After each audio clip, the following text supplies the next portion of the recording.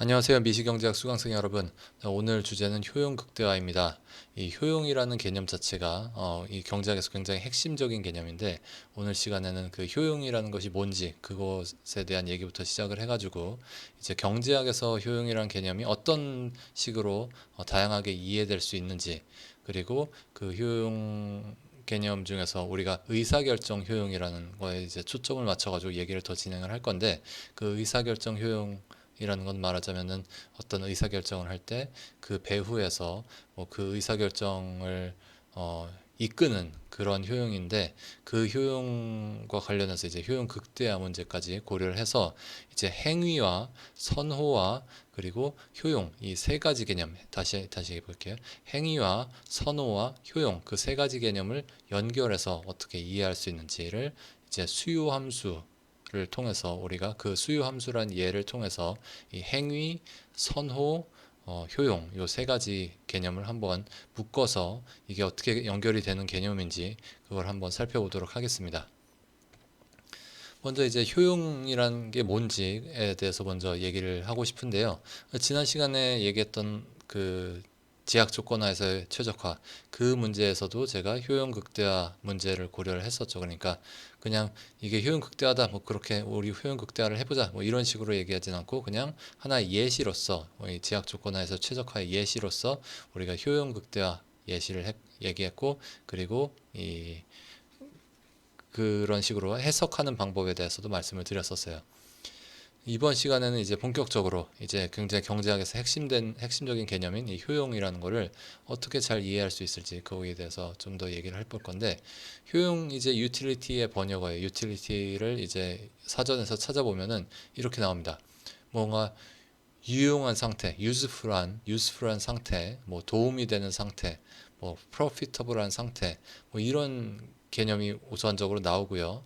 그러니까 뭔가 그냥 좋은 거죠. 뭔가 도움이 되고 기능이 좋고 뭐 그런 상태라는 거고 거기에 이제 파생되는 말로서 경제학이나 게임 이론에서는 선택 상황에서 극대화되는 지표라는 그런 표현도 나와요. 그러니까 경제학이나 게임 이론에서 선택 상황에서 극대화되는 지표라고 그렇게 나옵니다. 선택 상황에서 극대화되는 지표라는 말이 말하자면은 이 좀 되게 동어 반복적인 거죠. 그러니까 효용 극대화에서 우리는 효용을 극대화하는데 그 효용이 뭐냐고 하면은 극대화되는 지표다.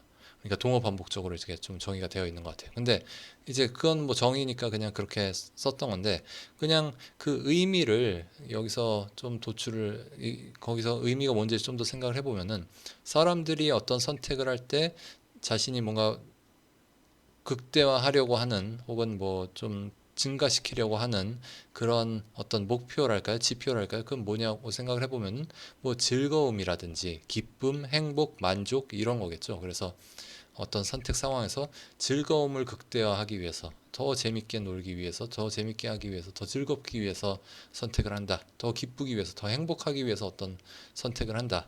이렇게 생각을 할 수 있겠죠. 그래서 우리가 좀 이따가 좀 더 자세히 얘기를 나누겠지만 유틸리티 효용이라고 했을 때 우리는 그냥 흔히 이런 말들이랑 좀 섞어서 쓰는 것 같아요. 즐거움, 기쁨, 행복, 만족 이런 말이랑 효용이란 말을 어느 정도 좀 섞어서 쓰고 경제학에서만 그런 게 아니라 이제는 경제학이 이제 많이 퍼져나가서 사회에서도 그냥 무슨 뭐 신문이라든지 아니면 그냥 일상생활에서 사람들 대화 속에서도 효용이라는 말이 즐거움, 기쁨, 행복 뭐 이런 말이랑 좀 어, 비슷한 의미로 사용되는 것 같아요.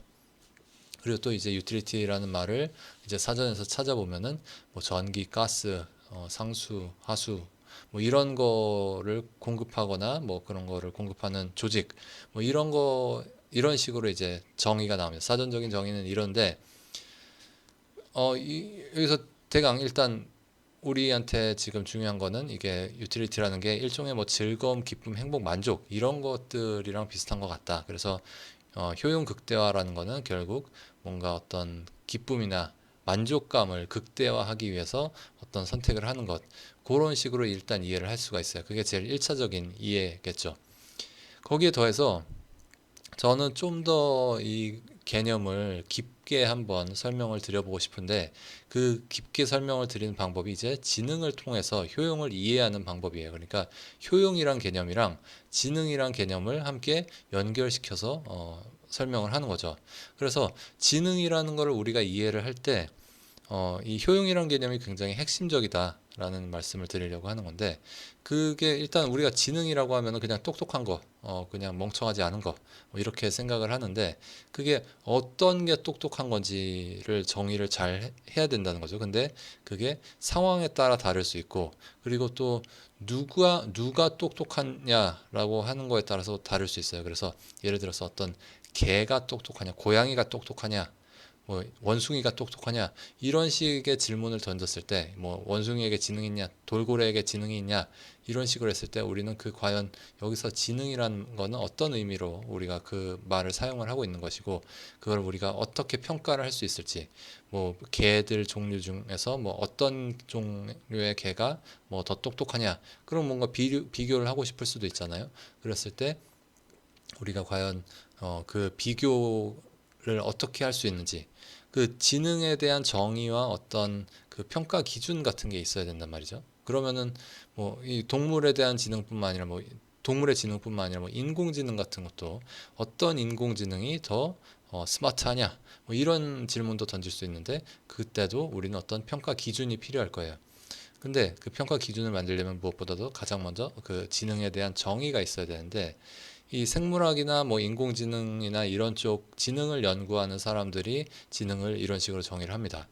어떤 목표를 인식하고 그 목표를 달성하는 방법을 아는 것, 혹은 그 달성할 방법을 모른다면 그 방법을 찾아내는 능력, 이런 것을 이제 지능이라고 합니다. 여기서 지금 핵심적인 단어 제가 빨간색으로 표시를 했는데 목표를 인식한다는 거죠. 그러니까 자신의 목표가 일단 있어야 돼요. 그러니까 그냥 모든 존재가 지능을 가졌을 거라고 우리가 생각할 수 있는 모든 존재가 다 동일한 목표를 갖는 건 아니잖아요. 그래서 그 목표가 뭔지 그거를 일단 먼저 얘기를 해야지 그 다음에 우리가 지능에 대해서 얘기를 할 수가 있다는 거죠. 그럼 뭐 이런 식으로도 얘기를 할 수 있을 것 같아요. 자신에게 이로운 그러니까 자신의 선호에 맞는 그런 선택을 하는 능력 그러니까 일종의 의사결정 능력이죠. 이런 거를 또 지능이라고 할 수 있는데 여기서도 핵심적인 개념은 가장 전제되는 개념은 어떤 선호 자기가 뭘 좋아하는지를 알아야 되는 거죠. 그런 것들이 이제 지능을 이해하기 위해서 전제가 되어야 되는 거고 그러므로 이제 우리가 뭐 똑똑해서 뭐 이 험난한 세계에 살아남는다 지능을 가지고 우리가 여기 살아남는다라고 했을 때 우리가 그 지능이라는 거는 결국 살아남는다라는 어떤 목표나 아니면 그 살아남기 위해서 자기가 어떤 행동을 해야 되는지 뭘 좋아하는지 이런 선호랑 그 개념 자체가 지능이라는 개념 자체가 굉장히 긴밀하게 얽혀 있을 수밖에 없고 그런 의미에서 이제 우리가 효용이라는 것도 그런 맥락에서 이해를 할 수가 있는 겁니다. 좀 더 자세히 설명을 해볼게요. 많은 분들이 이 말 한번 들어보셨을 것 같은데 주인 대리인 관계라는 말이 있어요. 주인 대리인 이론이라는 말도 있고 혹은 뭐 어떤 사람들은 주인 대리인이라고 안 그러고 본인 대리인이라고도 하기도 해요. 근데 뭐 이제 경제학에서는 뭐 흔히 쓰는 말이 이제 주인 대리인 관계라고 하니까 이제 그냥 주인 대리인 관계라고 해볼게요. 주인 대리인 관계는 이제 어떤 관계냐면은 이 두 명이서 두 파티가 두 당사자 뭐 갑과 을이 한쪽은 이제 목표 설정 부분을 맡고 다른 한쪽은 이제 수행 부분을 맡은 거예요. 그래서 목표 설정하는 사람이 있고 그걸 수행하는 사람이 있는 그런 식으로 이제 목표 설정과 수행이 분리되어 있는 그런 관계를 우리가 주인 대리인 관계라고 합니다. 그래서 목표 설정과 수행이 한 사람이 그냥 그걸 다 할 수도 있는데 그게 이제 분리되어 있을 때 우리는 그 상황 속에서 여러 가지 재밌는 일들이 벌어진다는 것 혹은 뭐 골치 아픈 일들이 벌어진다는 것 그런 걸 우리가 경제학에서 많이 연구를 해왔는데 특히 이제 제가 강의하는 계약 및 조직이론 과목을 들으시면은 요거에 대한 얘기를 굉장히 집중적으로 많이 들으실 수가 있어요. 그래서 어떤 예를 들어서 뭐 어떤 고용인이 있고 피고용인이 있어서 고용인이 피고용인에게 어떤 업무를 맡겨서 피고용인이 그 업무를 수행하는 것, 이런 상태가 상황이 이제 전형적인 주인 대리인 관계죠. 이제 고용인이 여기서는 주인이고 이제 피고용인이 대리인이라고 할 수 있겠죠. 그리고 또한 뭐 우리에게 더 어, 뭐 익숙하다기보다는 뭐 어쨌든 이 시민과 정부의 관계도 주인과 대리인 관계라고 볼 수가 있어요. 그래서 시민이 어떤 일을 어떤 업무를 정부에게 위탁을 했죠. 그래서 정부가 그 업무를 수행하는 대리인이 되는 거죠. 그러니까 정부는 시민의 주권을 가진 시민의 대리인인 거죠. 이제 뭐 이런 것들이 이제 주인 대리인 관계에서 보통 얘기하는 건데 저는 여기서 이제 또 추가하고 싶은 게 이제 유전자와 뇌의 관계도 일종의 주인 대리인 혹은 본인 대리인 관계라는 걸 말씀을 드리고 싶어요. 그래서 이 유전자랑 뇌는 말하자면 어떤 관계인가요? 유전자가 뇌에게 어떤 업무를 수행을 하라고 이렇게 뭔가 업무를 맡긴 거죠. 그래서 뇌가 그 상황에 맞춰서 주변 환경을 인식을 하고 그런 상황에 맞춰서 이제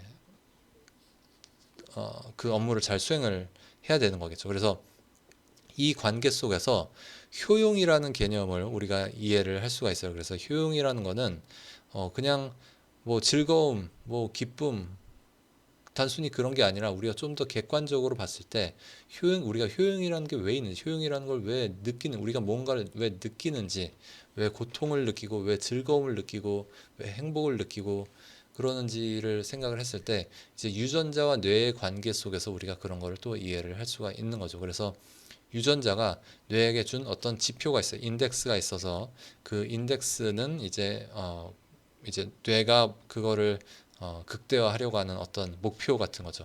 그래서 이게 그 목표를 잘 달성을 하면은 그 지표가 높아지고 그 목표를 달성하지 못하면 지표가 낮아지는 그런 어떤 평가 기준이죠. 유전자가 뇌에게 준 어떤 평가 기준 같은 거가 될 수 있겠어요. 그래서 효용이라는 거를 우리가 그런 식으로 이해를 할 수가 있다는 거죠. 이 왜 그런 관계가 형성이 되고 왜 효용이라는 게 필요한지에 대해서 조금 더 설명을 드리겠습니다. 유전자는 유전자의 목표는 뭐죠? 유전자는 뭔가 시간과 환경에 영향을 받지 않는 어떤 핵심 정보를 후대에 전달하는 게 유전자의 목표예요. 그래서 자기 복제를 하는 게 유전자가 유전 물질, 어떤 정보를 계속 후대에게 전달하면서 이제 계속 자기 복제를 하는 것이 유전자의 목표죠. 근데 유전자는 그런 의미에서 이게 영향을 받지 않는 환경에 영향을 받지 않는 어떤 핵심 정보를 계속 후대에 전달을 하려다 보니까 그 핵심 정보 자체는 충분히 이렇게 유연하지가 않고요. 환경에 그렇게 적응을 잘 하기가 힘들어요. 그래서 유전자가 모든 상황에서 이럴 땐 이렇게 해라, 저럴 땐 저렇게 해라.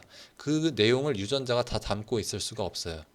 그렇잖아요. 예를 들어서 유전자가 옛날에 만들어졌는데 유전자가 미래에 발생할 일을 다 예측을 해가지고 이럴 땐 이렇게 행동해라, 저럴 땐 저렇게 행동해라. 그걸 다 프로그램을 가지고 있을 수가 없다고요. 옛날에 피자가 없었는데 피자를 만나면은 어떻게 해라, 먹어라, 버려라, 뭐 냄새만 맡고 핥아라, 뭐 이런 내용들이 유전자에 다 적혀 있느냐? 그런 내용이 적혀 있지 않다는 거죠. 우리는 피자를 좋아하도록 프로그램돼 있지 않아요. 다만 우리는 어떤 상큼하고 달콤하고 뭔가 기름진 그런 음식을 좋아하도록 되어 있죠. 프로그램 되어 있죠. 그건 뭐냐면은 어떤 유전자가 뇌에게 준 어떤 지표가 있는 거죠. 그래서 뇌는 한편으론 이제 환경에 적응해서 다시 말해서 경험을 통해 학습하면서 살아남고 유전자 복제를 돕는 어떤 지능을 보유하게 되죠. 그러니까 이 관계 속에서 뇌는 대리인이에요. 그러니까 더 많은 정보를 흡수를 하고 더 많은 것을 알고 있고 그, 그 상황 속에서 이제 자기가 이 환경에 적응하고 그래서 더 뭐 판단을 하고 의사결정을 하는 이런 것들이 이제 뇌가 할 수 있는 거죠. 유전자는 다만 어떤 지표를 줬어요. 우리가 효용이라고 부르고 싶은 어떤 지표를 줘서 그거를 잘 달성을 하면은 지표가 어떤 목표를 잘 달성을 하면은 그 지표가 높아지는 거죠. 예를 들어서 어떤 열량이 높은 음식, 달콤하거나 아니면 기름진 그런 음식을 먹었을 때 이제 점수가 높아지는 거, 그 지표가 올라가는 거죠. 근데 그 지표가 높아지는 거 어떤 느낌이냐면은 달콤하다, 맛있다, 기름지다 뭐 이런 느낌이 이제 그 높은 점수를 받는 겁니다. 그래서 효용이라는 거를 이렇게 지능과 어떤 유전자 내의 관계, 이런 관계 속에서도 우리가 효용을 깊게 객관적으로 이해할 수 있다는 것을 말씀을 드리고 싶고, 그리고 이제 경제학에서 이거는 좀 더 큰 맥락 속에서 우리가 진화라든지 아니면 생물학이라든지 이런 큰 맥락 속에서 효용이라는 게 어떤 의미가 있는지 그런 그 의미를 생각을 해본 거고, 좀 더 이제 구체적으로 경제학에서는 효용이라는 게 어떤 식으로 이해가 되는지 그거를 좀 더 살펴보도록 하겠습니다. 그 전에 이 인공지능 얘기를 좀 더 해볼까요? 이 인공지능 예인데 요거는 이제 화성 탐사선 같은 경우는 이제 원격 제어로 탐사를 하기가 어려워요. 예를 들어서 어떤 신호를 딱 화성에 신호를 딱 보내면은 그게 뭐 몇 날 며칠이 걸려가지고 그 화성 탐사선에게 도착을 하죠. 그러면 화성 탐사선이 뭐 좀 이렇게 주변을 살펴보다가 사진 한 장 찍어가지고 다시 지구로 보내면 또 몇 날 며칠 뭐 그 사진의 용량이 클 경우에 뭐 몇 달이 걸려서 그 정보를 보내는 거죠. 그런 식으로 몇 날 며칠에 걸쳐서 왔다 갔다를 하는 게 사실상 비효율적이고 굉장히 어렵단 말이죠. 그렇기 때문에 원격 제어를 통한 탐사는 화성 탐사선 같은 경우 원격 제어를 통한 탐사가 어려워요. 그렇기 때문에 그냥 탐사선에게 지능을 부여하고 그냥 네가 알아서 해라. 네가 그냥 신기해 보이는 사진을 찍어라. 여기저기 탐사해 봐라. 뭐 언덕이 있으면 올라가고 뭐 굴곡이 있으면 뭐 내려가고 뭐 이제 골짜기가 있으면 내려가고 위험이 있으면 피하고 그건 네가 알아서 해라. 그런 식으로 지능을 부여를 하고 어느 정도의 자율성을 주는 거죠. 그러면 여기서 이제 지구와 이제 화성 탐사선 사이에 그 지구인과 화성 탐사선 사이에 이제 주인 대리인 관계가 형성이 되는 거죠. 그래서 이 화성 탐사선은 그러면 화성 탐사선에게 어떻게 지능을 부여하는지를 생각을 해보면은 각각의 행위와 어떤 의사결정과 사건에 점수를 부여해서 그 환경에 잘 적응하면서 정보를 수집하도록 하는 거죠. 뭔가 그러니까 예를 들어서 새로운 것을 발견하면 기존의 것과 다른 것을 발견을 하면은 점수가 높아져요. 그러면은 더 새로운 것을 찾으려고 하겠죠. 그리고 예를 들어서 뭐 위험을 발견을 했을 때 그 위험에 빠지면은 점수가 떨어지고 뭐 위험을 벗어나면은 뭐 이제 점수가 높아져요. 그런 식으로 이제 학습을 할 수 있게 되는 거죠. 그래서 이 점수 체계를 주고서 그리고서 그 점수를 높이기 위해서 최대한 노력을 해라. 이렇게 하면은 화성 탐사선이 마치 지능이 있는 것처럼 그렇게 행동을 할 거라는 거죠. 요게 이제 인공지능에서도 어떤 효용 같은 것이 효용 비슷한 것이 활용되는 예이고요. 또 뭐 알파고 같은 것도 마찬가지예요. 예전에 이제 체스 인공지능 유명한 거 뭐 딥블루라는 체스 인공지능이 있었죠. 체스를 어떻게 잘 둘 수 있는지 그런 것이랑 지금 알파고랑 좀 큰 차이가 있는데, 옛날에 이제 체스 인공지능 같은 경우는 뭐 체스 엔진이든 체스 그런 기계 같은 경우는 어떤 식으로 했었냐면은 그냥 논리적으로 가능한 상태를 다 하나하나 따져봤어요. 그래서 지금으로부터 뭐 18수, 20수를 그냥 다 따져보는 거예요. 내가 뭐 말을 뭐 어디로 움직이면은 상대가 뭐를 어디로 움직이고 그런 가능성들을 이제 다 따져보는 거예요. 그래서 이제 어떻게 하는 것이 제일 좋겠다. 어떻게 했을 때 제일 뭐 내가 불리하지 않은 것 같다. 뭐 이런 것들을 이제 그냥 다 따져보는 게 이제 예전에 체스에서 하던 건데, 근데 이제 요게 예전에 인공지능 어떤 모형이었어요. 인공지능 모델이었다면 이제 그 모델을 바둑에 적용을 하려고 했을 때 사람들이 다 그건 불가능할 거라 그랬어요. 왜냐면은 바둑은 체스에 비해서 이 선택의 가능성이 훨씬 더 많기 때문에 수가 훨씬 더 많았기 때문에 그냥 단순히 뭐 훨씬 더 많은 게 아니라 뭐 몇백, 몇천, 몇만, 몇억 배 많았기 때문에 제가 정확한 숫자를 몰라가지고 그냥 이렇게 표현을 했는데 아무튼 엄청나게 훨씬 더 많았기 때문에 이런 체스 인공지능 모델은 이 바둑에는 적용될 수 없을 거라고 생각을 했어요. 그러다가 그래서 이제 바둑은 뭐 예술이니 뭐 기계가 이 사람을 이길 수 없느니 뭐 이런 얘기를 한참 하고 있었는데, 그러다가 알파고가 이제 딱 나와가지고 그건 다 헛소리야. 바둑은 다 어차피 다 계산이고 사람은 그냥 집에서 잠이나 자. 이렇게 돼버린 거죠. 근데 그 원리가 뭐였냐면은 알파고도 이 효용 개념 비슷한 거를 사용을 한 거예요. 그래서 그냥 모든 수를 예전처럼 그냥 가능한 수를 그냥 다 따져본 게 아니라 이제 어떤 데이터를 학습을 해가지고 현 상태에서 내가 뭐 예를 들어서 무슨 화점에 놓을 수도 있고 뭐 귀에 놓을 수도 있고 뭐 이제 그 바둑에 많은 그 점들 중에 어디에 놓을 수 있는데 각 점들에 놨을 때 승리 확률을 계산하겠어요. 이때 승률이 말하자면은 효용 같은 거죠. 그래서 이 알파고 같은 경우는 그 승률을 계속 계산을 할 수 있게 이 학습을 통해서 승률을 계산을 하고 그 승률이 높은데 이제 놀 수 있도록 그렇게 만들어낸 겁니다. 그래서 알파고가 그런 이제 효용 개념을 도입한 인공지능을 이용해서 이제 사람들을 다 무찔렀죠. 이게 이제 좀 더 지능이나 뭐 진화 뭐 아니면 이런 그런 생물학 쪽에서의 어떤 효용 개념을 살펴본 거라면 이제 좀 더 경제학 쪽에서 이 효용 개념을 어떻게 더 이해할 수 있을지 그런 거 좀 더 설명을 드리겠습니다.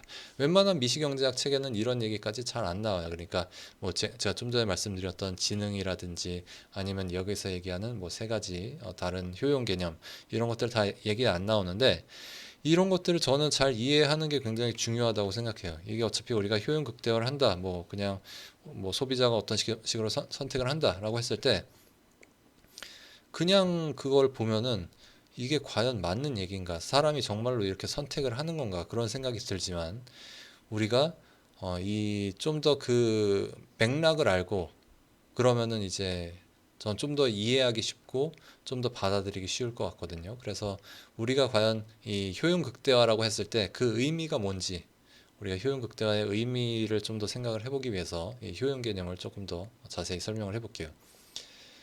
이 첫 번째로 제일 경제학에서 가장 흔히 언급이 되고 가장 널리 사용되는 개념은 의사결정 효용이라는 겁니다. Decision Utility라고도 하고요. 이 개념은 말하자면은 누군가의 선택을 딱 봤을 때 그 선택이 어떤 합리적인 선택이라는 전제하에 그 선택이 무언가를 극대화하고 있다면 그 극대화하고 있는 지표가 뭘까? 라고 했을 때 그 대답이 바로 의사결정 효용입니다. 그러니까 이거는 어떤 선택과 관련된 거, 선택과 의사결정 혹은 행위와 관련된 어떤 효용 개념이에요. 이거는 직접적으로 어떤 관찰되거나 직접적으로 어떤 관측되는 그런 효용 개념은 아니고, 다만 어떤 행위의 뒤에서 그 행위를 이끄는 어떤 행위의 기반이 되는 어떤 효용이다. 그러니까 말하자면 어떤 우리가 마치 물리학에서 이 운동 법칙 같은 거는 물체의 운동을 봤을 때 그 물체의 배후에 작동하는 어떤 법칙이 있다라고 생각해서 우리가 그 운동 법칙 같은 걸 발견을 했잖아요. 우리는 아니지만 뉴턴이 그렇게 발견을 했던 것처럼 우리는 어떤 사람의 행동을 보고서 그 사람 행동 이면에 어떤 규칙성이 있을 것이다. 라고 해서 그 규칙성을 이 사람의 효용 개념으로 이제 포착을 한 게 바로 의사결정 효용입니다. 그러니까 요 의사결정 효용이 우리가 경제학에서 보통 효용이다라고 하면 요 의사결정 효용을 얘기를 하는 거예요. 그래서 효용 극대화다. 뭐 우리가 제일 아까 제일 처음에 제가 유틸리티의 정의를 얘기를 했을 때 뭐라고 나왔었냐면 선택 상황에서 극대화되는 지표라는 그런 식으로 정의가 나왔었는데 그게 바로 이 의사결정 효용이에요. 그 다음에 두 번째, 경험된 효용이라는 개념이 있어요. 이 개념은 이제 그 노벨상 받은 다니엘 카네만이라는 사람이 심리학자인데 그 심리학자가 이제 처음 이제 좀 정립한 그런 개념이고 이 개념 자체는 사실 우리가 보통 일상적으로 생각하는 좀 더 쉽게 생각하는 그 효용 개념이랑 비슷해요. 그래서 어떤 주관적 만족감이라든지 행복이라든지 그래서 실제로 경험되는 어떤 만족감. 그러니까 이거는 어느 정도는 측정 가능해요. 그러니까 질문을 해서 이게 뭐 각자가 이제 경험을 하는 거니까 이제 질문을 해가지고 너 지금 기분 얼만큼 좋니? 뭐 너 지금 감정이 얼만큼 긍정적이니, 너의 삶에 대해서 얼만큼 만족하니, 이런 것들에 대한 질문을 통해서 어느 정도는 측정될 수 있는 거죠. 그래서 경험된 효용이라는 거는 이제 의사결정 효용과 달리 이거는 좀 더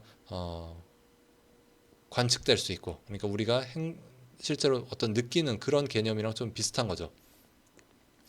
그래서 사실 예전에 많은 연구자들은, 예전에 많은 경제학자들은 이 의사결정 효용이랑 경험된 효용을 굳이 구분을 하지 않았던 거예요. 그래서 의사결정 효용이 곧 경험된 효용이다. 그러니까 사람들이 정말로 어떤 주관적 만족감이나 어떤 행복 같은 것이 있고 그거를 극대화하려고 한다. 라고 그렇게 비슷하게 생각했었는데, 점점 더 많은 연구들이, 심리학적인 경제학적인 연구들이 쌓여가면서 이게 꼭 그렇게 일치하진 않는다라는 것들이 많이 이제 밝혀지고 있고, 그래서 사람들이 그러면은 이 관계를 어떻게 이해하면 좋을까라고 고민을 하고 있는 거죠. 그리고 경험된 효용과 관련돼서 제가 또 여기 기억된 효용이라는 remembered utility라는 그런 말도 적어놨는데, 요거는 이제 카네만이 이, 이 경험된 효용이라는 개념을 제시했던 카네만이 이제 효용이란 개념이 적어도 이제 경험되고 우리가 이 행복이나 만족이나 이런 걸 얘기를 할 때 우리가 얘기할 수 있는 그 효용이라는 것이 적어도 두 가지는 있다라고 주장을 해요. 그래서 하나는 경험된 효용이고 하나는 기억된 효용이라는 거예요. 그래서 사람이 실제로 경험하는 거랑 나중에 시간이 지나고 나서 기억하는 게 다르다. 그래서 그냥 사람이 실제로 경험할 때는 웬만하면 항상 그냥 긍정적인 감정만 갖는 것이 좋겠지만, 하지만 기억할 때는 그 안에 뭔가 스토리가 있는 걸 더 좋아한다는 거죠. 예전에 굉장히 힘들었지만 나는 어떤 걸 극복하고, 그래서 나의 삶은 훨씬 더 풍요로워졌고 지금은 훨씬 더 나아졌고, 이렇게 뭔가 이야기가 있어가서 이야기가 뭔가 이제 긍정적인 방향으로 흘러가는 거, 이런 거를 사람들이 더 좋은 걸로 이제 평가를 하더라는 거죠. 그래서 기억된 효용이라는 거는 경험된 효용이랑 다르다. 이제 카네만은 이렇게 주장을 합니다. 어쨌든 이런 식으로 이제 좀 구분을 할 수 있지만, 이제 기억된 효용 같은 경우는 경제학에서는 이제 그렇게 중요하게 많이 논의가 되고 있지는 않은 것 같고, 이제 일단 중요한 거는 이제 의사결정 효용, 경험된 효용, 뭐 이런 것들이죠. 그 다음에 이제 아주 소수의 사람들이 이 신경학적 효용, 뉴럴 유틸리티라고 하는 것, 이제 뉴럴이란 말은 이제 뇌와 관련된 거죠. 뉴런, 이제 신경과 관련된 거죠. 그래서 이 신경학적 효용이라는 것도 종종 얘기를 하는데, 이거는 말 그대로 그냥 뇌에서 발생하는 현상이에요. 그러니까 우리가 효용이라는 걸 굉장히 다양한 층위에서 이해를 할 수가 있어요. 그래서 그냥 제3자 입장에서 어떤 사람의 행동을 봤을 때 그 행동 이면에서 작용하고 있는 어떤 규칙성, 그거를 이제 설명하는 원리로서 어떤 의사결정 효용도 있고, 아니면 그 본인이 직접 느끼는, 경험하는 어떤 효용, 어떤 주관적 만족감, 그런 것들도 이제 효용으로 우리가 얘기를 할 수가 있고요. 그리고 그냥 또 마찬가지로 제3자 입장에서 그냥 뇌의 어떤 신경학적 그런 이 어떤 그 경험과 직접적으로 연관된 거겠죠. 그런 신경학적 원리로서의 어떤 그 신경학적 어떤 실체로서의 효용도 우리가 생각해 볼 수가 있습니다. 근데 이제 신경학적 효용 같은 경우는 이제 경제학에서는 그렇게 많이 얘기하고 있지는 않고, 우리도 아마 이거에 대해서는 오늘 이후로 다시는 얘기할 일이 없을 거고, 이제 뭐 뉴로 이코노믹스 이런 거 하는 사람들이 있어요. 그래서 사람들 브레인 이미지 찍고, 그래서 그런 사람들의 행동 선택 이런 걸 연구를 하는 사람들이 있는데, 그런 사람들은 이제 뉴럴 유틸리티 이런 개념도 사용을 하는 거겠죠. 그래서 다시 한번 강조하면 우리에게 중요한 거는 의사결정 효용 개념이다. 그래서 이거를 좀 우리가 이 각각의 효용을 좀 구분을 할 필요는 있지만, 우리가 이제 효용이라고 얘기했을 때는 이제 우리가 디시전 유틸리티에 대해서 얘기를 하고 있는 거다. 그런 얘기와 함께 이제 좀 더 이 말을 좀 덧붙여보자면, 우리가 이제 효용이라는 개념과 행복이라는 개념과 뭐 어떤 인생의 목표 뭐 이런 것이 다 같은 것이냐라는 그런 질문을 해볼 수가 있어요. 그냥 효용 극대화, 사람들은 효용 극대화를 한다, 이런 식으로 그냥 되게 캐주얼하게 얘기를 했을 때 그때 우리가 효용이라는 거에 대해서 그냥 어느 정도 그냥 이런 식으로 생각하는 것 같죠. 이제 효용이라는 건 행복이고, 그래서 어떤 행복이라는 건 인생의 목표고, 이게 다 같은 것 같은 그런 느낌이 들지만 사실은 엄밀히 따져보면 그렇지 않다는 얘기를 드리고 싶습니다. 그래서 이 제러미 벤담이라는 사람이 애초에 처음으로 이제 유틸리티라는 개념에 이런 의미를, 경제학적인 의미를 처음 쓴 사람일 거예요. 제가 알기로는 그래요. 그래서 이 제러미 벤담이라는 사람이 유틸 이 유틸리테리아니즘이라는 공리주의라는 어, 그런 이 사상을 주창을 했는데, 이 사상 자체는 지금 들어보면은 뭐 당연한 거 아니야? 뭐 그냥 뭐 약간 되게 대수롭지 않은 것처럼 그렇게 느껴지기도 하지만, 그 당시에는 굉장히 혁신적인, 굉장히 혁명적인 그런 사상이었어요. 왜냐하면은 그 전까지는 뭐 아리스토텔레스적인 어떤 선이나 덕이나 이런 거, 혹은 이제 어떤 기독교적인 선, 이런 것이 굉장히 중요한 그런 시대였는데, 벤담의 시대가요. 근데 이제 벤담이 주장했던 거는 이제 이런 선이나 그런 추상적인 개념들을 이제 측정 가능한 어떤 신체적인 반응 같은 신체적인 어떤 움직임으로 대체를 해버리자. 그래서 뭔가 기쁘면은 그 기쁨이라는 것이 어떤 신체적으로 나타날 텐데, 그건 측정 가능할 것이고, 그 측정 가능한 무엇을 극대화하는 것이 우리가 선을 더 넓게 퍼뜨린다는 것보다 훨씬 더 의미 있는 말이다. 그러니까 훨씬 더 그게 더 우리가 추구할 수 있는 목표이고, 그게 더 그럴듯한 생각이다. 그래서 이 고대부터 뭐 중세까지 다 이어지던 그런 선 개념을 어떤 정말 그냥 어떤 기쁨 혹은 뭐 즐거움, 행복, 이런 어떤 피부의 떨림, 뭐 커진 눈동자, 뭐 이런 걸로 이제 다 대체를 해서 우리가 생각을 해보자라고 했던 그런 개념이에요. 그러니까 제레미 벤담의 사상은 원래는.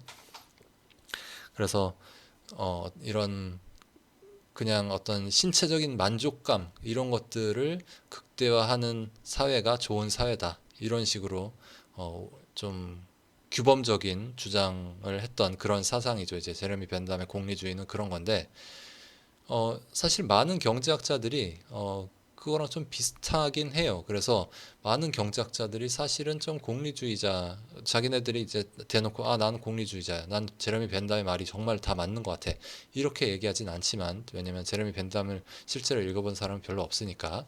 근데 그럼에도 불구하고 이제 대부분의 경제학자들, 굉장히 다수의 경제학자들이 이제 공리주의자예요. 그래서 이 이 공리주의자라는 건 무슨, 여기서 또 경제학자들이 공리주의자라는 건 무슨 말이냐면은, 이 최대 다수의 최대 행복이 좋다라고 생각을 하고, 동시에 이 의사결정 효용이랑 이 경험된 효용이 그냥 비슷하다라고 생각을 하는 사람들이 되게 많아요. 그래서 그냥 최대한 자유와 선택의 폭을 확장하면 좋은 것이다. 그래서 이 많은 경제학자들이 선택의 폭이 넓어지면은 그만큼 그 다양한 것들 중에서 이제 가장 좋은 걸 선택을 할 수 있을 거기 때문에 효용이 올라갔을 것이고, 그러면은 더 행복해졌을 것이다. 그냥 이런 식으로 생각을 하는 경우들이 굉장히 많다는 거죠. 하지만 우리가 엄밀하게 따졌을 때 이 의사결정 효용과 경험된 효용이 많은 부분 겹치고 거의 많은 부분 이제 동일한 거라고 할지라도, 사실은 그게 항상 정확히 일치하진 않는다는 것, 그거를 강조를 하고 싶어요. 그래서 예를 들어서 어떤 뭐 담배라든지 술이라든지 아니면 뭐 어떤 마약, 아니면 뭐 모르겠어요. 뭐 굉장히 다양한 거에 중독될 수가 있잖아요. 그 중독자들의 경우에는 그게 꼭 의사결정의 효용, 그러니까 자기가 뭔가를 어, 어떤 행동을 계속 한다고 해서 그 행동이 꼭 자신의 행복을 높여주지는 않는다는 거죠. 담배를 계속 핀다고 해서 그게 꼭 그 사람의 행복을 높여주는 건 아니라는 거죠. 그래서 의사결정 효용과 경험된 효용이 다를 수 있고, 이는 정책적으로 어떤 의미가 있는 거냐면은 우리가 자유의 확장 혹은 선택의 폭의 확장이 항상 좋은 건 아닐 수도 있다. 그런 어떤 정책적인 의미가 있는 것이죠. 이게 근데 이게 굉장히 좀 조심스럽게 접근을 해야 되는 게, 자유의 확장이 항상 좋은 것이 아니다. 그러므로 자유를 좀 제한해야 된다. 이런 사상도 상당히 굉장히 위험한 거잖아요. 그래서 이런 걸 얘기를 할 때는 굉장히 조심스러워야 하지만, 어, 기본적으로는, 그래서 저도 사실은 기본적으로는 의사결정 효용과 경험된 효용이 많은 부분 일치한다라고 생각을 하지만, 그게 항상 일치하는 건 아니다라는 정도로만 생각을 하고 있습니다. 여기에 더해서 우리가 효용에 대해서 굉장히 다양한, 경제학에서 우리가 효용이라는 걸 얘기를 할 때 좀 다양한 개념들이 있다, 이런 얘기까지 했는데, 여기에 더해서 더 헷갈리게 하는 그런 말들이 있어요.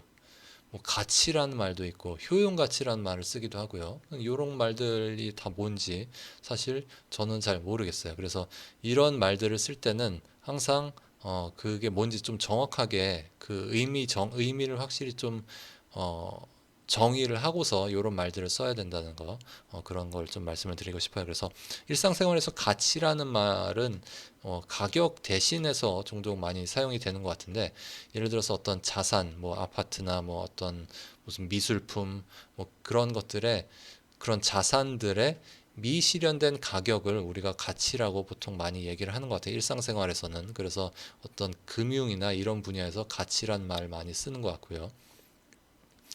그리고 또 뭐 종종 또 효용 가치 뭐 이런 말을 쓰기도 하는데, 이 말은 정말 저는 무슨 말인지 모르겠지만, 그냥 무슨 말인지 모르겠지만 한번 따지고 그냥 앞뒤 맥락을 살펴보면은 뭐 쓸모 이런 뜻인 것 같아요. 그래서 어쨌든 이런 말을 쓸 때는 좀 더 그 의미를 분명히 해서 써야 될 것 같습니다. 그 다음에 이제 드리고 싶은 말씀은, 어, 우리가 이 효용 개념을 그러면 경제학에서 어떻게 활용할 수 있는지, 경제학에서 이 효용 개념이 어떤 위치에 있는지, 이제 그 부분에 대해서 얘기를 하려고 하는데, 이 경제학에서는 행위를 굉장히 중요시해요. 무슨 얘기냐면은 당연히 이제 사회과학이니까 이제 사회 속에서의 어떤 사람들의 행위를 당연히 중요시하고 그거를 연구를 하는 거긴 하지만, 제가 행위를 중시한다, 행위만 되게 강조한다라고 했을 때 그 의미는 뭐냐면은, 경제학자들은 전통적으로, 요새는 좀 바뀌고 있는 것 같긴 하지만, 경제학자들은 전통적으로 사람들의 말을 별로 믿지 않고 그 사람들의 행동을 좀 믿으려고 한다는 거죠. 예를 들어서 내가 뭐 어떤 제품을 너무너무 좋아한다. 나는 그 제품이 너무너무 좋아. 막 이런 얘기를 해도 실제로 그 사람이 그 제품을 사용하지 않는다면, 그 제품을 사지 않는다면 그 말은 아무 의미가 없다라고 생각을 하는 거죠. 그래서 일종의 말과 행위가 있을 때 경제학자들은 행위에 굉장히 어떤 특권적인 지위를 부여를 합니다. 그래서 행위가 되게 핵심적인 개념이 되고요. 그 다음에 이 행위를 우리가 이해하려고 할 때, 지난 시간에 제가 이런 얘기 잠깐 했었는데, 행위를 어떤 식으로 이해를 하려고 하냐고 우리가 어떻게 이해를 한다고 했냐면은, 그 행위의 의도를 통해서, 의도라는 개념으로 이제 행위를 이해를 하려고 한다라는 거고, 그 의도라는 거는 또 어떤 식으로 더 구분을 해서 이해를 할 수 있냐면은, 선호와 그리고 어떤 제약 그리고 믿음, 이런 걸로 우리가 구분을 해서 의도라는 거를 파악을 할 수 있다, 이런 얘기도 했어요. 그래서 행위라는 것과, 일단 그 지금 의도의 세 가지 중에서 어, 선호와 제약과 믿음이 있었는데, 제약과 믿음은 좀 나중으로 미룰게요. 제약과 믿음에 대해서는 나중에 얘기하고, 일단 여기서는 행위와 선호의 관계에 대해서 좀 얘기를 해보고, 그 다음에 선호가 효용과 어떻게 연결이 되는 건지, 그런 거를 얘기를 해보겠습니다. 먼저 행위랑 선호가 어떻게 연결이 되는지, 행위를 보면은 그 사람이 무엇을 좋아하는지를 알 수가 있어요. 예를 들어서 A와 B가 주어졌을 때 그 사람이 A를 선택했다면 그 사람은 A를 B보다 더 좋아하는 거죠. 그런 의미에서 이제 행위를 보면은 선호를 알 수 있다는 거죠. 그 사람이 뭘 좋아하는지. 그래서 예를 들어서 어떤 사람이 뭐 옛날 뭐 사또가 뭐 잔치상에서 뭐 전이랑 고기랑 뭐 무슨 이런저런 반찬들이 있는데 어떤 반찬들을 더 많이 먹는지를 보면은 이 사또가 어떤 반찬을 좋아하는구나 이런 걸 알아내는 이런 비슷한 거죠. 그러니까 행동을 통해서 그 사람이 뭘 좋아하는지를 알아내는 것, 행위를 통해서 선호를 알아내는 것. 이제 요런 관계가 있다라는 게 이제 첫 번째 단계고요. 근데 여기서는 행위자의 어떤 합리성이나 지능 같은 걸 가정을 한 거죠. 그래서 이 사람이 자기가 좋아하는 거를 택할 수 있다라는 그런 게 전제되지 않으면은 이런 얘기는 다 무의미한 거죠. 그래서 이 사람이 그냥 자기가 뭘 좋아하는지도 모르고 그냥 자기가 그냥 아무거나 막 먹는다. 아니면 어떤 제약으로 인해서 특정 반찬을 먹지 못한다. 이런 걸 보면은 이제 만약에 그런 경우라면 우리가 행위를 통해서 선호를 파악해낼 수는 없겠죠. 그 다음에 이제 선호로부터 우리가 효용에 대해서 얘기를 할 건데 여기서 이제 우리가 효용 개념이 어떤 개념인지 좀 더 분명히 알 수가 있어요. 그래서 선호 관계로부터 우리는 효용 함수를 도출할 수가 있는데 굉장히 간단한 상황을 고려를 해볼게요. 이게 더 훨씬 더 복잡한 상황으로 일반화하는 거는 생각보다 그렇게 어렵지 않아요. 근데 굉장히 일단 단순한 상황을 이해를 하고 나면은 그걸 좀 더 복잡한 상황으로 확장을 할 수가 있겠죠. 그래서 A와 B 중에서 A를 좋아한다고 해봅시다. 어떤 사람이 A와 B 두 가지 선택지가 있는데 그 중에 A를 좋아한다. A를 선호한다 라고 하면은 그 선호 관계를 우리는 이런 효용 함수를 통해서 표현을 할 수가 있어요. 그래서 여기서 UA라고 했는데 요 UA가 UB보다 크다. 이런 식으로 했는데 요 UA가 말하자면은 A를 소비했을 때 A를 선택했을 때 그때의 효용 어떤 숫자가 될 수 있겠죠. 그리고 이제 B는 B를 선택했을 때 어떤 효용, 어떤 숫자 이런 식으로 이걸 함수로 이렇게 만들어서 표현을 할 수가 있어요. 그래서 이 표현은 무슨 뜻이냐면 A를 선택했을 때 효용이 B를 선택했을 때 효용보다 더 크다. 요런 관계를 만족하는 어떤 함수를 우리가 생각해 볼 수 있을 거예요. 예를 들어서 UA는 3이고 UB는 1인. 요거는 이제 3이 1보다 크니까 이제 이 선호 관계를 표현을 하죠. A와 B 중에서 A를 좋아한다는 그런 선호 관계를 요 효용함수가 표현하고 있어요. 그래서 효용함수라는 거는 어떤 선호 관계를 표현을 하는 거고, 그리고 그 선호 관계는 이 행동으로 이제 드러나는 거죠. 이 사람이 A와 B가 주어져 있을 때 A를 선택하는 그런 행동으로 드러나는 거죠. 그래서 행위로부터 효용까지 이어지는 이 관계를 여러분들 다시 한번 잘 생각해서 한번 다시 보시기 바래요. 그리고 제가 여기서 UA가 3이고 UB가 1인 어떤 효용 함수에 대해서 얘기를 했는데 이거는 유일한 효용 함수가 아니에요. A와 B 사이의 어떤 선호 관계를 표현하는 유일한 효용 함수가 아니고 이런 것도 우리가 생각해 볼 수가 있어요. 예를 들어서 UA는 마이너스 2고 UB는 마이너스 100이에요. 이것도 마이너스 2가 마이너스 100보다 크잖아요. 그러니까 이것도 괜찮아요. 이것도 그냥 우리가 어떤 효용함수라고 생각할 수가 있어요. 그러니까 이게 효용이 마이너스가 되는 거 아무 상관없고요. 그리고 이 각각 효용함수가 유일하지 않다는 거. 그냥 중요한 거는 이 UA와 UB의 관계가 이렇게 UA가 UB보다 크기만 하면 되는 거예요. 중요한 거는 A와 B 사이의 어떤 순서만 중요한 거죠. 그런 이 순서가 중요하다라는 거를 우리가 뭐라고 하냐면은 서수적 효용이다라고 해요. 서수라는 거는 이제 순서라는 말에서 이제 서수적 효용이라고 우리가 표현을 합니다. 첫 번째, 두 번째, 세 번째 이런 식으로 하는 게 서수잖아요. 기수는 그냥 하나, 둘, 셋 이렇게 가는 게 기수고 서수는 첫째, 둘째, 셋째 이렇게 가는 게 서수잖아요. 그래서 이제 서수적 효용이라는 거는 어떤 이 선택지들의 선택지들을 가장 좋아하는 것부터 가장 싫어하는 것까지 이렇게 순서 매길 수 있는 요런 거를 요 순서만 표현하는 어떤 효용 함수, 이제 요게 서수적 효용이라는 겁니다. 그래서 서수적 효용이라는 거는 순서에 대한 거고, 이 ordinal이라고, 영어로는 ordinal이라고 표현을 하고요. 순서가 오더가 이제 순서잖아요. 그래서 ordinal이라고 표현을 하고, 그리고 그 반대되는 말이 이제 기수적 효용이라 그러죠. 기수적 효용은 그 정확히 그 값 자체가 중요한 거죠. 근데 이 서수적 효용에서는 값 자체는 중요하지 않고 다만 이 순서만 중요해요. 그래서 UA가 UB보다 크냐 작냐만 중요하지 UA 값이 3이냐 마이너스 2냐 이거는 중요하지 않아요.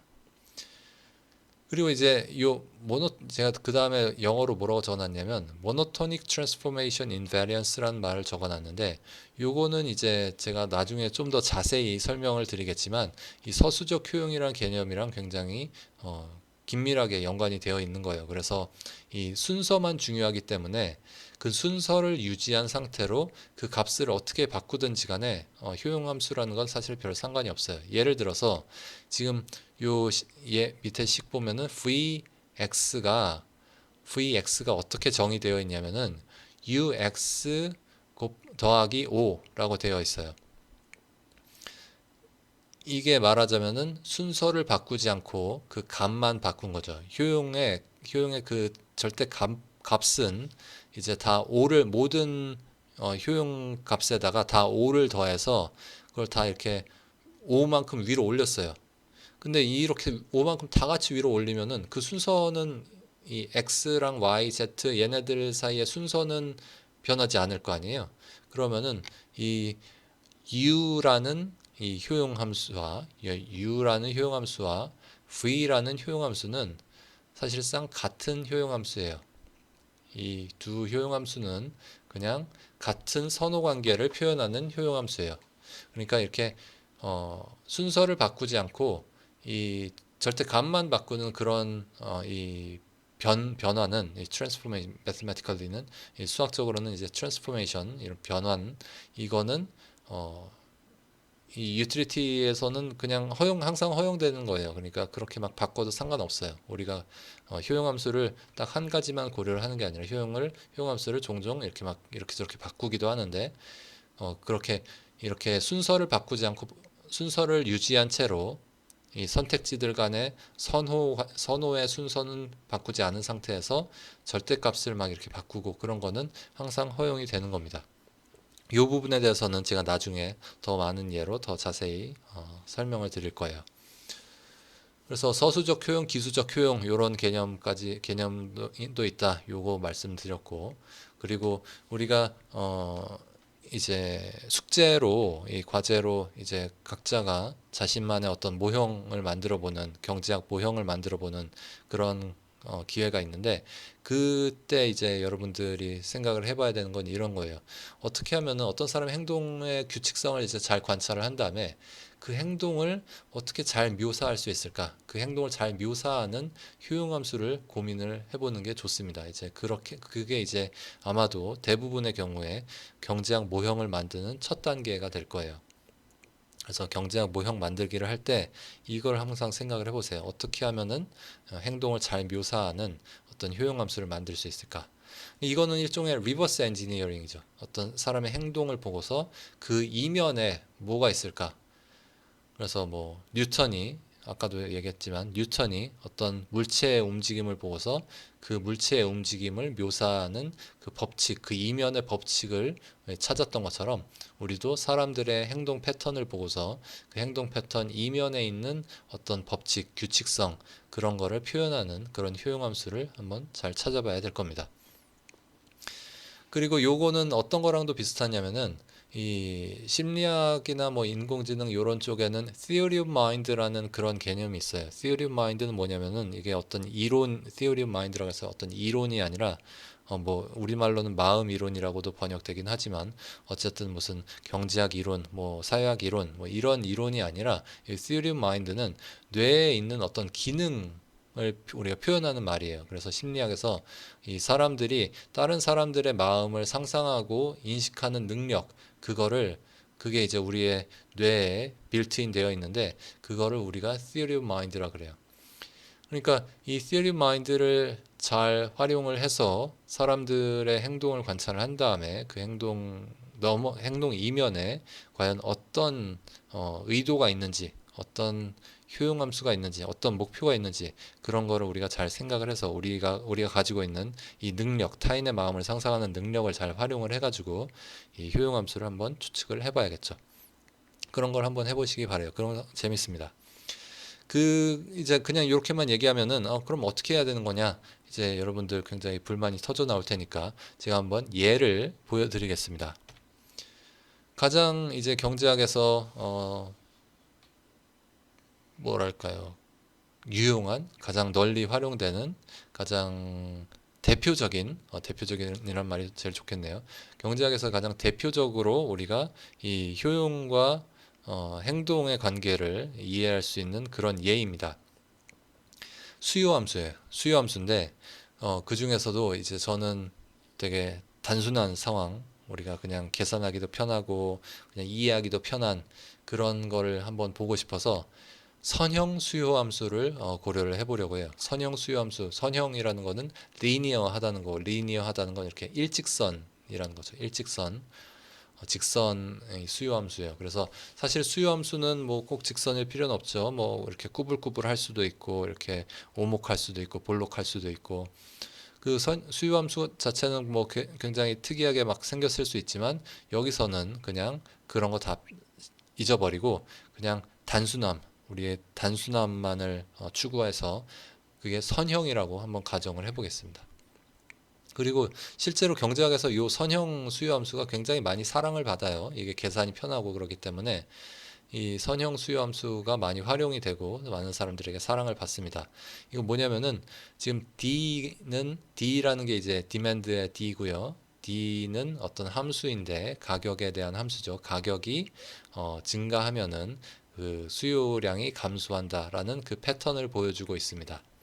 그래서 P가 이제 가격인데요. P의 함수고 그게 A라는 점부터 A가 이제 Y 절편이죠. 이 Y축에 있는 Y 절편이 요 A 값으로부터 이 선형으로 기울기는 마이너스 1이에요. 기울기 마이너스 1로 이렇게 쭉 떨어지는 요런 관계, 이 가격과 수요량과의 관계를 표현하고 있죠. 여러분들 뭐 아마도 경제학 입문이나 이런 데서 한 번쯤은 보셨을 거예요.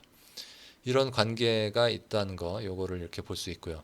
그리고 이제 이 그림을 좀 더 읽어보면은 이런 식의 의미예요. 그래서 가격이 P0라고 주어져 있을 때, 그때 수요량은 얼마냐? 가격이 P0일 때 수요량은 이제 Q0인데 Q0는 다름 아닌 이 디맨드 펑션에다가 P0를 넣은 값이 바로 그 값입니다. 그래서 이 디맨드 펑션 요거는 이 가격이 주어져 있을 때 그 수요량이 얼만큼인지 그거를 보여주고 있고요. 그 다음에 이제 또 경제학 입문 시간에도 아마 익숙하게 보셨겠지만 요 삼각형, 요 위에 작은 삼각형 이 부분의 넓이를 우리가 컨슈머 서플러스 CS라고 표현된 게 컨슈머 서플러스 소비자 잉여라고 우리가 얘기를 하죠.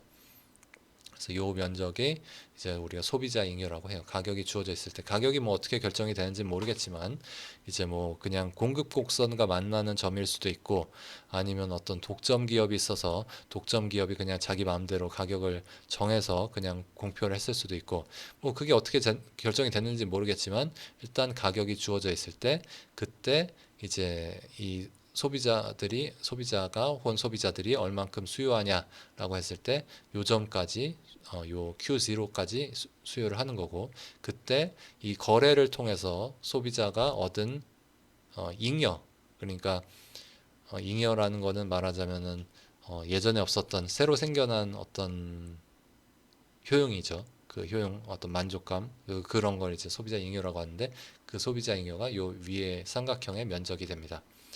여기까지는 이제 여러분들 아마 잘 아시는 내용일 것 같아요. 그 경제학 입문 시간이나 이런 데서 보셨을 내용이고 저는 요거는 이제 어떤 행위라는 거고 요 행동 패턴이라는 거고 그거를 이제 만드는 효용과 그 효용 극대화 문제를 고려를 해보려고 합니다. 여기서는 그래서 우리가 관찰하고 있는 어떤 행동 패턴은 뭐냐? 이 여기서 표현하고 있는 어떤 행동 패턴은 뭐냐? 이 모형이 수요 함수라는 요 모형이 표현하고 있는 행동 패턴은 뭐냐면은 가격과 수요량의 반비례 관계를 표현을 하고 있고요.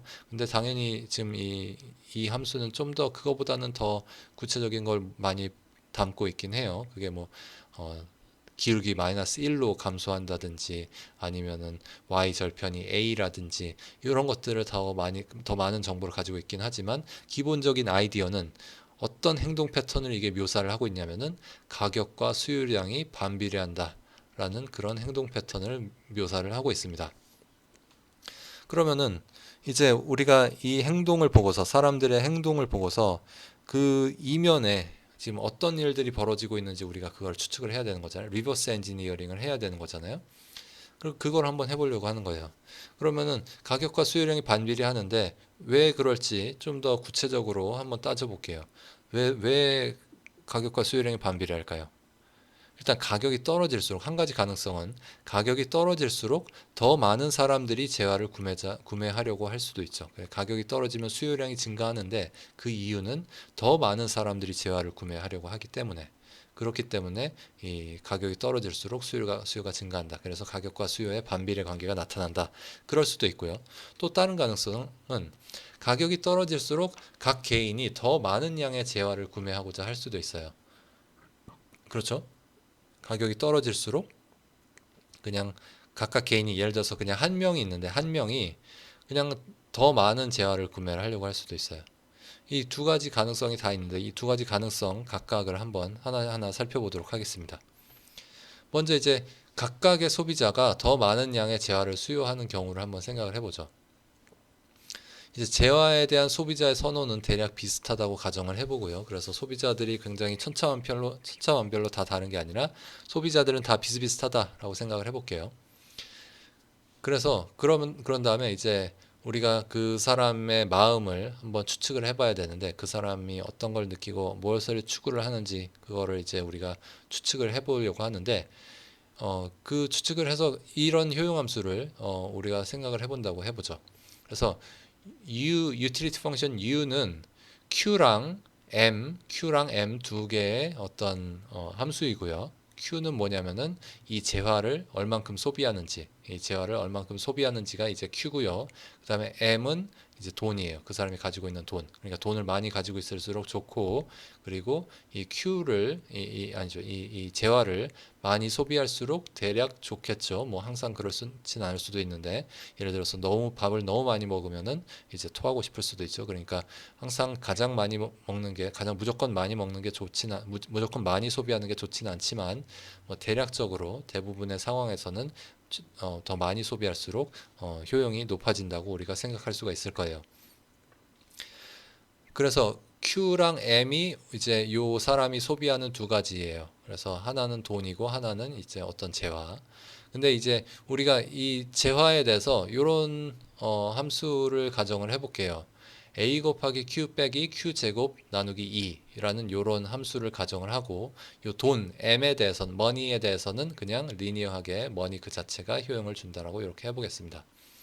그러면은 이제 요에서 그러면 M은 뭐냐면 M은 W 처음에 이제 웰스가 자기 재산이 얼만큼 되는지에서 이제 P 곱하기 Q를 뺀 것. P 곱하기 Q는 이 재화에 지출한 총액이에요. 그래서 P가 이제 요 재화의 가격 단위당 가격이고 Q는 그 구매 단위죠. 그래서 몇 단위나 구매했는지. 그래서 P 곱하기 Q가 요 재화를 구매한 총 구매액입니다. P 곱하기 Q가. 그렇게 한 다음에 이제 요 오른쪽에 그래프를 잠깐 볼게요. 요 오른쪽에 그래프는 뭘 표현하고 있냐면은 요 지금 요 2차 함수가 어떻게 생겼는지를 보여주고 있어요. 요 2차 함수는 일단 점점 증가하다가 Q가 0에서부터 이제 쭉 증가해서 Q가 쭉 증가하다가 그러다가 어느 수준이 되면은 극대화되고 이제 쭉 감소하는 요런 함수 형태의 2차 함수는 이렇게 증가하다가 감소하는 요런 형태죠.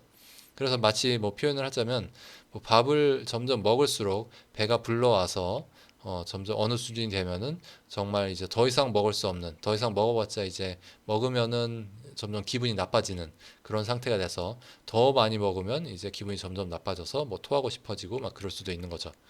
근데 경제학에서는 보통 이 오른쪽 이 극대화된 요 점, 제일 가운데 점, 요 점보다 오른쪽에 있는 부분은 경제학에서는 보통 신경을 많이 쓰지 않아요. 그러니까 먹고 토하는 거는 보통 경제학자들이 관심사가 아니에요. 그런 거는 그냥 안 하면 되거든. 그러니까 밥을 그냥 남으면은 밥 그냥 버리면 되잖아요. 그러니까 뭐 음식물 쓰레기가 생긴다는 문제점이 있긴 하지만 어쨌든 이거는 그냥 안 할 수 있는 것들은 이거는 선택지에 들어가지도 않아요. 그러니까 우리가 선택이라는 말에 우리가 경제학에서 우리가 선택을 고려한다고 하는데 그 선택이라는 말에 사실은 어떤 항상 트레이드오프가 들어가 있다고 우리가 사실 기억하실런지 모르겠지만 제일 첫 시간에 제가 그런 비슷한 얘기를 했어요. 그래서 이 맨큐의 경제학에 나오는 그 경제학 10대 원리나 그런데 어떤 얘기들이 나오냐면 기회비용이라는 게 항상 존재한다. 선택에는 트레이드오프가 존재한다. 이런 얘기가 나왔는데 뒤집어 얘기하면 트레이드오프가 없는 선택은 선택이 아닌 거예요. 다시 해볼게요. 이제 뭐 맨큐의 경제학 그런 데서 이제 선택에는 트레이드오프가 항상 존재한다. 이런 얘기를 했는데 거꾸로 얘기하면 트레이드오프가 없는 선택은 우리가 고려할 필요도 없는 선택이에요. 예를 들어서 우리가 숨을 쉴지 말지, 뭐 숨을 쉬면서 다른 거 우리가 다 할 수 있잖아요. 그래서 숨을 쉴지 말지, 그거는 선택이 아닌 거예요. 왜냐면은 뭐 그걸로 인해 숨을 쉴까 혹은 안 쉴까 거기에 어떤 트레이드오프가 있지가 않은 거예요. 무조건 그냥 숨을 쉬는 게 항상 좋은 거죠. 여기서도 지금 밥을 더 먹으면 배가 터질 것 같은데 밥을 더 먹으면 토할 것 같은데 그 상황에서 밥을 더 먹을까 말까 이거는 선택이 아닌 거예요. 왜냐면은 그냥 안 먹으면 되니까 그냥 안 먹는 게 무조건 항상 좋으니까 여기에는 트레이드오프가 없어요. 그렇기 때문에 이거는 우리가 고려할 필요도 없는 선택이다라고 하는 거죠. 그래서 제 얘기 다시 한번 돌아오면은 요 그래프에서 제일 극대화된 요 끝 꼭지점, 요 꼭지점보다 오른쪽에 있는 영역은 우리가 경제학에서 보통 고려하지 않는 영역이에요. 그래서 중요한 거는 이 왼쪽에 있는 영역, 그러니까 더 많이 소비할수록 이게 증가하는 영역이 우리가 관심 있는 영역입니다. 그래서 이걸 잘 보면은 이게 증가하는데 그 증가하는 속도는 점점점 낮아져요. 이거를 우리가 경제학에서 뭐라고 표현하냐면은 한계 효용이 감소한다고 하죠. 그러니까 처음에 밥 한 숟갈 먹었을 때는 정말 맛있다가 점점 더 많이 먹을수록 그 맛이 점점 덜해져서 이제 어느 순간이 되면은 이제 더 이상 먹어도 별로 더 기뻐지지 않는 그런 상태가 되는 거죠. 그래서 한계 효용, 그러니까 마지막 한 단위 소비에 따른 그 효용은 점점 감소하는 걸로 이렇게 표현이 되어 있습니다. 그러니까 우리가 이런 효용 함수를 가정을 한 다음에 효용 극대화 문제를 한번 풀어보죠. 우리 지난 시간에 그 제약 조건하에서의 극대화 문제 풀었던 거랑 비슷하게 생각하시면 돼요. 그래서 이제 우리는 이 효용 함수가 이제 효용이 이제 목적 함수고 그 목적 함수를 Q를 선택을 해서 이제 얼만큼 소비할지 이 Q를 선택을 해서 우리가 이 극대화를 하려고 하는데 여기 제약 조건이 들어있죠. 제약 조건은 M은 W-PQ다. 그러니까 다시 말해서 이 내가 돈을 얼만큼 가지고 있는지가 내 효용에 영향을 주는데 내가 돈을 얼만큼 가지고 있는지는 이제 내 원래 재산에서 지금 소비를 통해서 지출한 액, 그 지출 금액을 뺀 게 내가 최종적으로 갖고 있는 돈의 양이 되겠죠. 여기서 주어져 있는 거는 뭐고 여기서 그냥 선택하는 건 뭐고 주어져 있는 숫자는 뭔지를 잘 생각을 해봐야 돼요. 여기서 주어져 있는 숫자는 요 W는 지금 얼만큼 소비할지랑 관계없이 그냥 주어져 있는 숫자고요. 그 다음에 요 P 가격 요것도 내가 얼만큼 소비할지랑 관계없이 그냥 주어져 있는 숫자예요. 그리고 뭐 A도 이제 얼만큼 소비할지랑 관계없이 이제 주어져 있는 숫자죠. 이제 이런 것들이 다 주어져 있는 숫자고 내가 지금 선택해야 되는 숫자는 요 Q예요. Q. 그러니까 얼만큼 소비할지. 그리고 요렇게 효용 극대화 문제를 적을 수도 있고 또 아니면은 지난 시간에 또 어떻게 할 수도 있다고 했냐면 이래서 라그랑지안 펑션을 써서 이 효용 극대화 문제를 풀 수 있다고도 했고 또 어떻게도 할 수 있다고 했냐면은 요 제약식을 그대로 이 목적 함수에 집어넣어서 문제를 풀 수도 있다고 했어요. 그래서 제약식을 목적 함수에 바로 집어넣으면은 이 우리의 이 효용 극대화 문제가 이렇게 바뀌죠. 제약식은 이제 사라졌고 우리는 이제 그냥 이 이윤 극, 이 효용 극대화, 이 Q를 결정을 해서 효용 극대화만 하면 되는 거죠. 그래서 이 효용 극대화 문제를 잘 살펴보면은 이제 좀 뒤에 가서 더 자세히 살펴보죠. 여기서 한번 더 자세히 살펴보죠.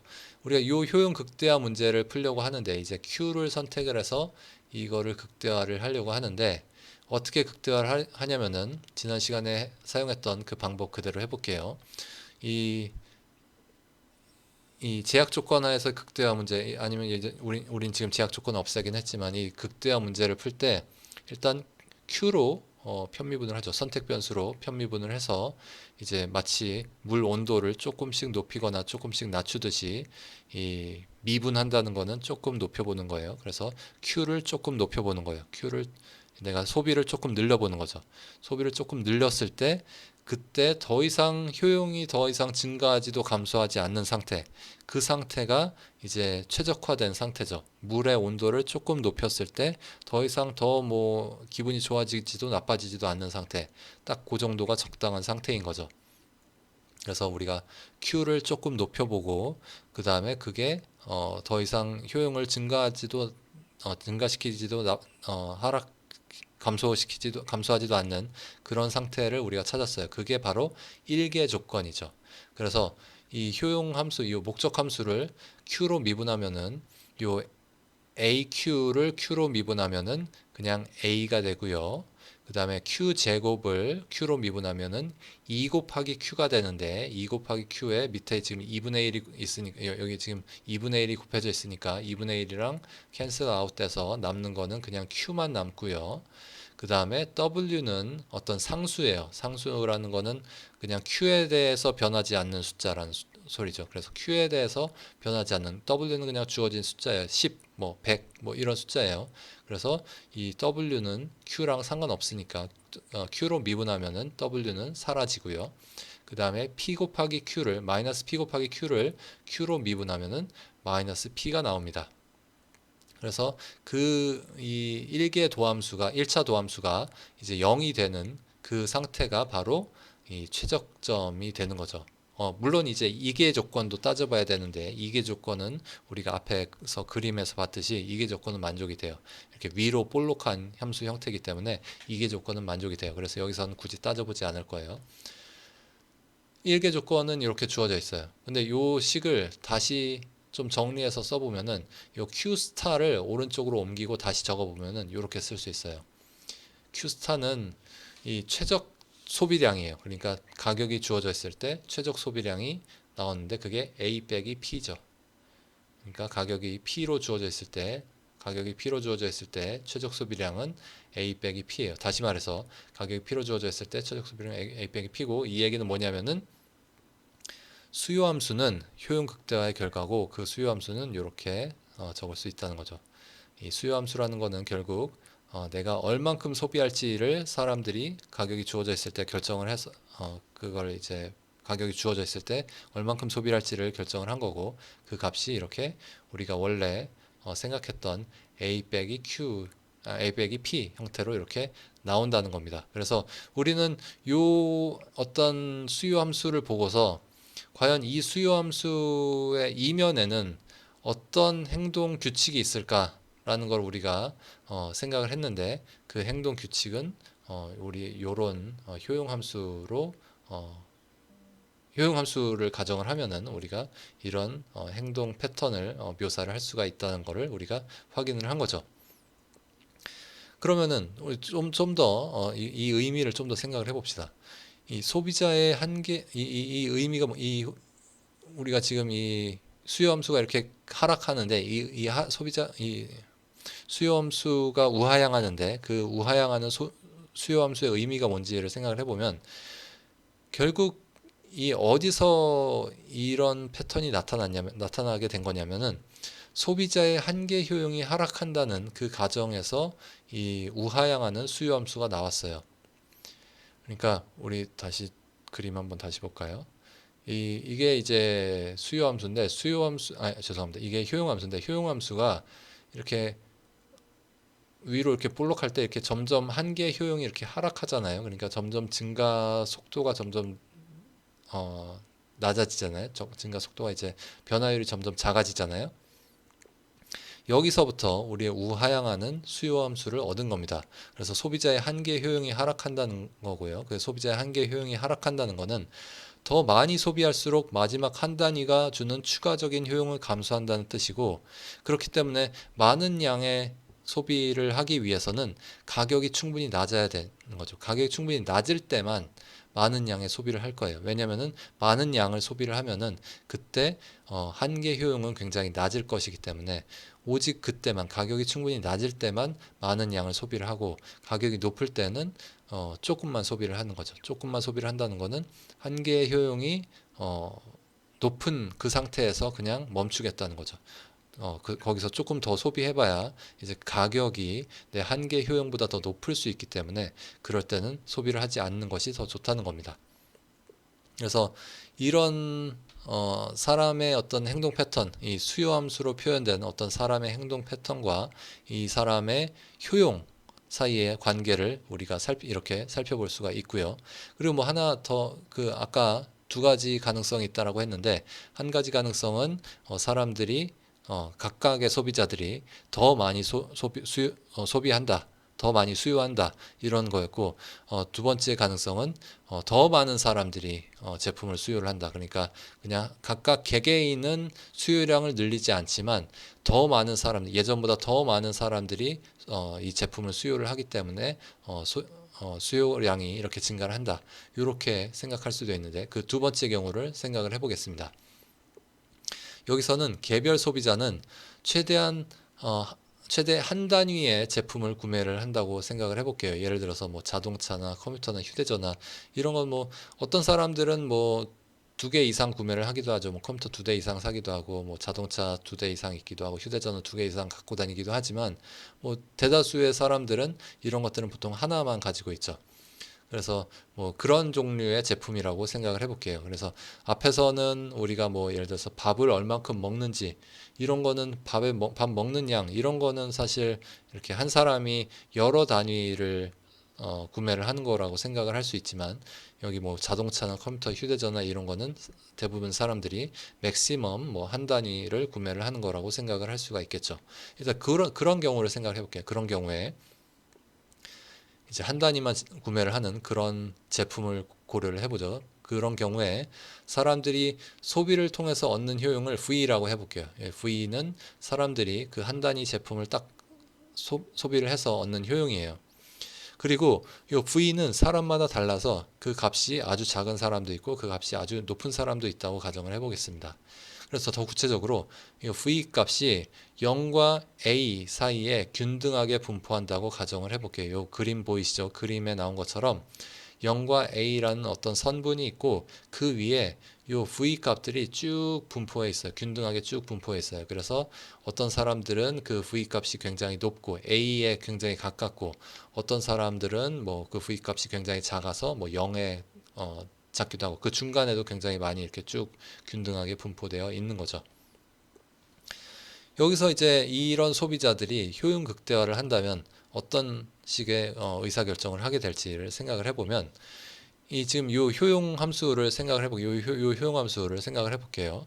요 효용 함수 어떤 거냐면은 V 곱하기 Q, 이제 이 제품을 구매를 했을 때 느끼는 효용이 V라고 했으니까, 그리고 이 Q는 여기서 지금 제가 뭐라고 표현했냐면 Q는 0 혹은 1이에요.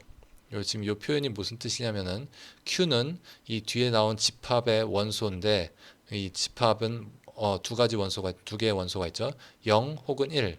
그러니까 Q는 0 혹은 1이에요. 그러니까 구매를 하거나 구매를 하지 않거나, 0은 구매를 하지 않는 거고 1은 구매를 하는 거고, 그래서 0 혹은 1에서 선택을 하는 거죠.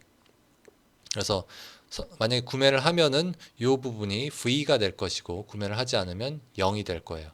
그리고 뒤에는 마찬가지로 W 빼기 PQ라는 식으로 표현을 해보면 P 곱하기 Q는 여전히 0과 1이니까 구매를 하면은 이제 마이너스 P가 될 거고요. 그 제품의 가격 마이너스 P일 거고, 이제 구매를 하지 않으면 0이 되겠죠. 이 부분도. 그래서 요 효용 극대화 문제를 풀면은 어떻게 하면 좋을까요? 여기서도 뭐 미분을 할까요? 아니면 그럴 필요도 없어요. 그냥 단순히 딱 따져봤을 때 V가 P보다 크면은 내가 여기서 얻는 소비를 통해서 얻는 효용이 이 가격보다 높다면 그 제품을 구매를 하는 게 좋죠. 구매를 하면은 내 효용이 더 높아질 테니까.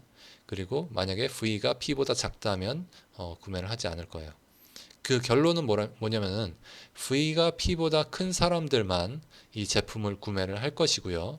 그거는 다시 말하면 뭐냐면은 이 요 그림에서 보면은 요 P라는 점이 어떻게 주어져 있을 때 요 P라는 점보다 오른쪽에 있는 애들만 구매를 할 거예요. 그래서 P가 낮아지면은 구매를 하는 사람이 늘어나고 P가 높아지면은 구매를 하는 사람들이 줄어들겠죠. 그래서 요 P 오른쪽에 있는 사람들의 수, 요게 말하자면 일종의 수요인 거죠.